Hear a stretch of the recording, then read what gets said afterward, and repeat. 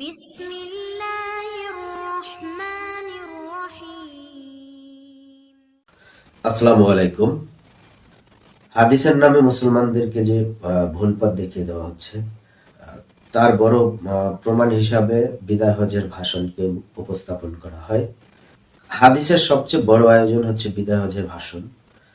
সেই বিদায় হজের ভাষণ নিয়ে অবশ্যই মিথ্যাচার হওয়ার সম্ভাবনা নেই, যেখানে লক্ষ লক্ষ সাহাবীর উপস্থিতি ছিল। হাদিসকে যে শরীয়তের উৎস বানানো, সেজন্য শিয়া সুন্নি নানান রকমের মত উপদল নবীজির যে বিদায় হজের ভাষণ বা গাদিরে খুমের যে ভাষণ, সেই ভাষণকে কেন্দ্র করেই এই নানান রকমের দল উপদল শিয়া সুন্নি এই বিষয়গুলো হয়েছে। এটি মুসলমানদের জন্য অনেক গুরুত্বপূর্ণ একটা ইভেন্ট ছিল এবং গুরুত্বপূর্ণ একটা দলিল, গুরুত্বপূর্ণ একটা ভাষণ, যার কারণে বিদায় হজের ভাষণের যে কথাগুলো বলা হয়েছে সেই কথাগুলো সততা যাচাই করার চেষ্টা করব। ধর্মের নামে আমরা যে বিষয়গুলো মানি, যখন কোরআনের সাথে মিল না থাকে, তখন আমরা সেগুলো হাদিসের দোহাই দিয়ে, যে কোরআন এবং হাদিস, সেই দোহাই দিয়েই হচ্ছে সেগুলো আবার মানার বাধ্যবাধকতা তৈরি করি। অনেকে বলেন যে শরীয়তের বিধান হচ্ছে কোরআন ও হাদিস। তো হাদিস যদি হয় তাহলে কোন হাদিস? বুখারী হাদিস, তিরমিজি হাদিস, অথবা সিয়াসিত্তা হাদিস, অথবা মানে এই হাদিসের কোন পর্যন্ত হচ্ছে যে বিধান, সেটা একটা বিষয় আছে।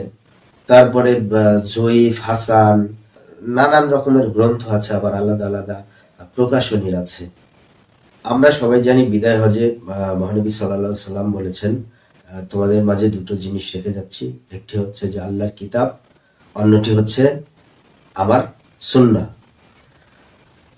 তো এই সুন্নাহ বা হাদিস আমরা এত পরিমাণ শুনেছি যে মুসলমান হিসাবে সবচেয়ে বেশি শোনা শব্দগুলোর মধ্যে অন্যতম।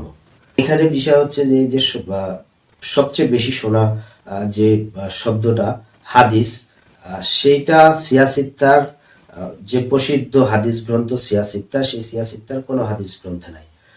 যেমন বুখারী, মুসলিম, তিরমিজি, আবু দাউদ, নাসাই, ইবনে মাজা, কোনো কিতাবেই কিন্তু নেই। এমনকি মুসনাদে আহমদ, বাইহাকি, ইবনে হিব্বান, দায়মি, এই গ্রন্থগুলোর মধ্যেও নেই। বিদায় হজ নিয়ে সিয়াসিত্তার দুটা হাদিসে, কিতাবে দুইটা হাদিস আছে। একটা হচ্ছে মুসলিম শরীফের বাংলাদেশ ইসলামিক ফাউন্ডেশনের 2821 নম্বর হাদিস, আর একটা হচ্ছে যে সুনানে আবু দাউদ ইসলামিক ফাউন্ডেশনের সূত্র মতে 1903 নম্বর হাদিস। এই হাদিসে পুরা বিদায় হজের বর্ণনা তুলে ধরা হয়েছে, যাতায়াত থেকে শুরু করে রাত্রি যাপন ইত্যাদি ইত্যাদি। তো সেটা অনেক বড় একটা আলোচনা হয়ে যাবে। তো মূল যে পয়েন্ট আছে সেই পয়েন্টে আমি কথা বলছি। সে সহিহ মুসলিমের যে বর্ণনা আছে, সেখানে বলা আছে যে আমি তোমাদের মাঝে এমন এক জিনিস রেখে যাচ্ছি, যা দৃঢ়ভাবে আঁকড়ে ধরলে তোমরা পথভ্রষ্ট হবে না, তা হচ্ছে আল্লাহর কিতাব। সুনানে আবু দাউদের বর্ণনাও যে আমি তোমাদের মধ্যে একটি বিশেষ বস্তু রেখে যাচ্ছি, আমার পরে যদি তোমরা তা মজবুত ভাবে আঁকড়ে ধরো তবে তোমরা কখনো গোমরা হবে না, আর তা হলো আল্লাহর কিতাব।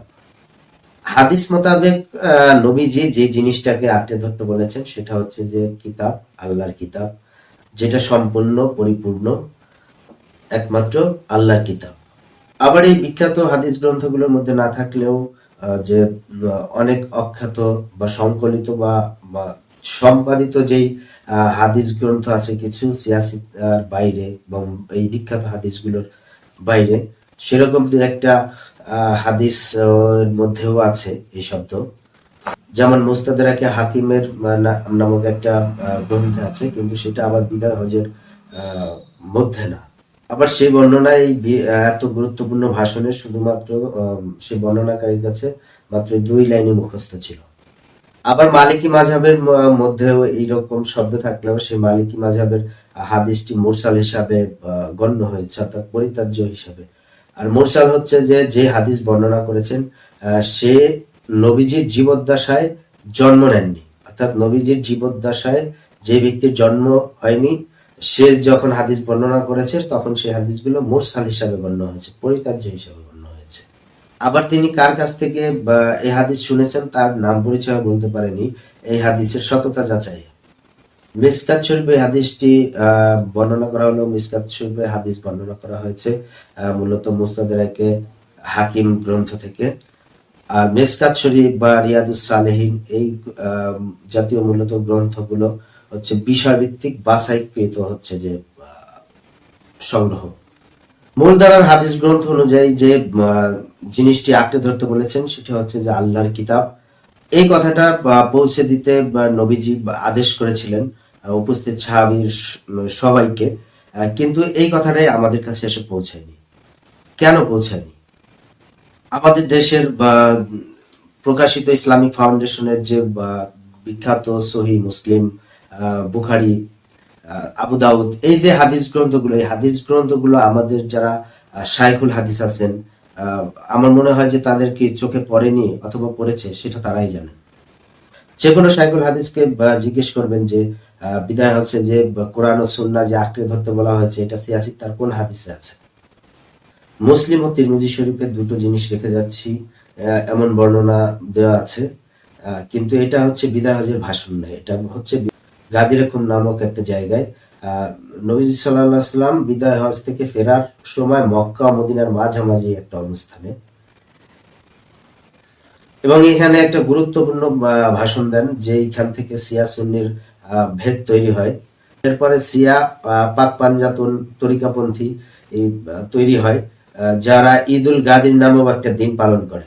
গাদির হুকুমের ভাষণে যে জিনিসটা বলা হয় সেটা হচ্ছে যে আল্লাহর কিতাব ও আহলে বাইত। এ আহলে বাইত বলতে নবী পরিবারকে বুঝিয়েছে, বোঝায়, যেটা হচ্ছে যে শিয়া বা পাক পাঞ্জাতন পন্থী। এখানে নবী পরিবার বলতে তারা বোঝে ফাতেমা রাদিয়াল্লাহু তাআলা আনহু, আলী রাদিয়াল্লাহু তাআলা আনহু, হাসান হোসেন, অর্থাৎ নবী পরিবার। আবার নবী পরিবার সম্পর্কে সূরা আহজাবেও আয়াত আছে যে নবী পরিবার সম্পর্কে নবীর পত্নীগণ ও নবী পরিবার যেই তাদের জন্য আলাদা হুকুম হয়েছিল যে নবীজির ইন্তেকালের পরে তারা হচ্ছে মুসলিম উম্মার মা, তাদের অন্য কোথাও বিয়ে হওয়া হারাম ছিল। এই যে আয়াতগুলো ছিল যা সেটা দ্বারাও যে তারাও নবী পরিবার বোঝানো হয়।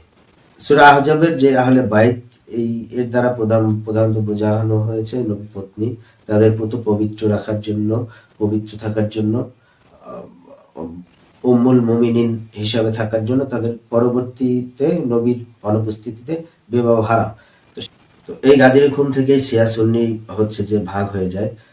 শিয়ারা মনে করে যে তাদের 12 জন ইমাম আসবে, তাদের প্রথম ইমাম আলী রাদিয়াল্লাহু এবং শেষ ইমাম হচ্ছে যে ইমাম মেহেদী। আবার মূল ধারার যারা সুন্নিরা আছেন তারা আবার এই ইমাম ধারা বিশ্বাস করেন না, কিন্তু এই ইমাম ধারা বিশ্বাস না করলেও যে ইমাম মাহদী আগমন ঘটবে সেটা আবার বিশ্বাস করেন। ইমাম মাহদী হচ্ছে যে সেই শিয়াদের 12 ইমামের শেষ ইমাম, সেটা আবার মূলধারার যে সুন্নি তারাও সেই ইমাম মাহদীর আগমনকে বিশ্বাস করেন। তো মুওয়াত্তা মালিক ও মুস্তাদরায়ে হাকিমের গ্রন্থে আসছে যে কোরআন ও হাদিস। মুসলিম তিরমিজি শরীফে আসছে কোরআন ও আহলে বাইত। এখন এই যে হাদিসগুলো সেগুলো হচ্ছে যে পরস্পর বিরোধী, কোরআনের বক্তব্য বিরোধী। কোরআন সম্পূর্ণ পরিপূর্ণ এবং খুবই বিস্তারিতভাবে বর্ণনা করা আছে। নবীজির যে কাজগুলো অনুমোদন সেগুলো কোরআনের মাধ্যমেই বলা আছে, কোরআনে বিশদভাবে বর্ণনা করা আছে নবীজির যে কাজ। কোরআনে আহলে বাইত বলতে নবী পত্নীদের উদ্দেশ্য করে বলা হয়েছে। এর বাইরে কোরআনের আমাদের আর কোনো স্পেসিফিক ভাবে বর্ণনা করেননি। আহলে বাইত যে জিনিসটা কোরআনে আছে সেটা স্পষ্টভাবে বলা আছে। তো এর বাইরে তো যেহেতু আমরা আর বেশি খবর রাখার যোগ্যতা রাখি না, আদার ব্যাপারী জাহাজের খবর রাখার মতো সেটার যোগ্যতা আমরা নাই, তাহলে আমরা কেন সেই তাদের যেই খোলাফায়ে রাশিদিন ছিলেন, উম্মুল মুমিনিন ছিলেন, তাদেরকে আমাদেরকে দোষী করার কি দরকার আছে? হাদিস শাস্ত্রের মূলনীতি অনুযায়ী কোনো হাদিস কোরআনের বক্তব্যের বিরোধী হলে সেই হাদিস বাতিল। কোনো একটি হাদিস আরেকটি হাদিসের বিরোধী হলে দুইটাই বাতিল। কোনো একটি হাদিস স্বীকৃত বৈজ্ঞানিক ধারণা বা প্রমাণিত জ্ঞানের পরিপন্থী হলে তা অকার্যকর। তাই হাদিস শাস্ত্রের সর্বসম্মতি মূলনীতি অনুযায়ী দুটো জিনিস রেখে যাওয়া, সুন্নাহ এবং আহলে বাইত, এইটা কিন্তু অকার্যকর। বিদায় হজের ভাষণে নবী করিম সাল্লাল্লাহু আলাইহি ওয়াসাল্লাম আমাদের জন্য উপদেশ স্বরূপ যেই জিনিসটা দিয়ে বলে গিয়েছেন সেটা হচ্ছে যে কোরআনের নিরবিচ্ছিন্ন অনুসরণ। হাদিসকে কোরআনের সমকক্ষ বানিয়ে বিভিন্ন রকমের বক্তব্য প্রচার করছে, জাল হাদিস তৈরি করছে, জাল হাদিস তৈরি করে নিজেদের ইচ্ছা মতো বর্ণনা বক্তব্য দিয়ে দিচ্ছে। এসব নিয়ে অনেকে প্রশ্ন তোলায়, অনেকের অনেক লাঞ্ছনাও সহ্য করতে হয়েছে। তারপরে সহিহ মুসলিম হাদিস অনুযায়ী কোরআন কে অনুসরণ করার কথা বলা হয়েছে। তারপরে অনেক প্রশ্ন তোলা যায় যে যেমন সুন্নিরা যেমন গাদিরে খুমের হাদিসগুলোকে অস্বীকার করছে, আবার শিয়ারা সুন্নিদের যে হাদিস গুলো আছে সেগুলোকে মানছে না। সেই সূত্রে কিন্তু একরকমের সবাই হচ্ছে যে হাদিস অস্বীকারী। ইসলামের প্রথম শতক থেকেই এই বিষয় নিয়ে সবসময় আলোচনা হয়েছিল যে কোরআনের সমকক্ষ, কোরআনের কাছাকাছি অন্য কোনো লিখিত কিতাব, অন্য কোনো গ্রন্থকে এনে কোরআনের সমপর্যায়ে পরিমাপ করার চেষ্টা করা। এই নিয়ে তখন থেকে এখন পর্যন্ত নানান রকমের দল উপদল, নানান রকমের ঘটনা হচ্ছে, কিন্তু কোনো জিনিস খাঁটি কিনা সেটা পরিমাপ করার জন্য হচ্ছে যে খাঁটি জিনিসের কাছে আসতে হবে, এবং তার থেকেও খাঁটি জিনিসের কাছে আসতে হবে। সেটা হচ্ছে যে একমাত্র সম্পূর্ণ পরিপূর্ণ কোরআন। কোরআনকে যদি খুঁজে দেখা যায়, কোরআনকে স্পর্শ করা যায়, কোরআনকে জানা বোঝার চেষ্টা করা হয়, তাহলে সবকিছুই নিজের কাছে পরিষ্কার হয়ে যাবে। আল্লাহ তাআলা আমাদের সেই তৌফিক দান করুক। সবাই ভালো থাকবেন। আসসালামু আলাইকুম।